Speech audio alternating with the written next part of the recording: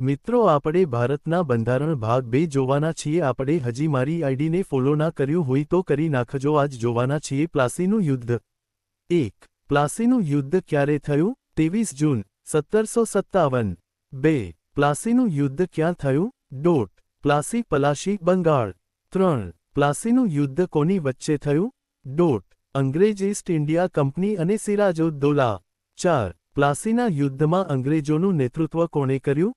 Robert Clive. 5. પ્લાસીના યુદ્ધમાં બંગાળના નવાબ કોણ હતા?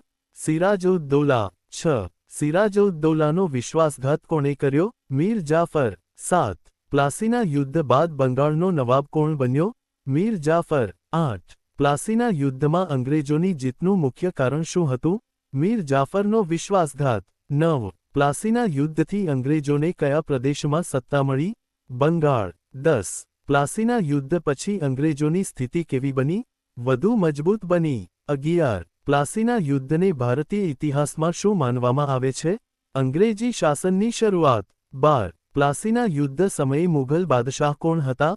આલમગીર દ્વિતીય। 13. પ્લાસીના યુદ્ધ પહેલા બંગાળના નવાબે કયા શહેર પર કબજો કર્યો હતો? કોલકાતા। 14. પ્લાસીના યુદ્ધમાં અંગ્રેજોની કંપનીનું નામ શું હતું?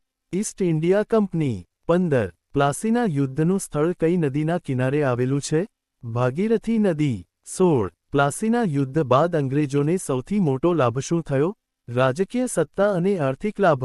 17. પ્લાસીના યુદ્ધમાં મીર જાફર કયા પદ પર હતા? સેનાપતિ।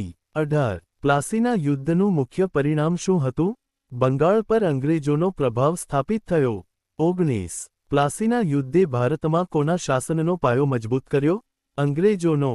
20. પ્લાસીના યુદ્ધને ભારતના ઇતિહાસમાં કયા વળાંક તરીકે ઓળખવામાં આવે છે? અંગ્રેજી સામ્રાજ્યના પાયાની શરૂઆત।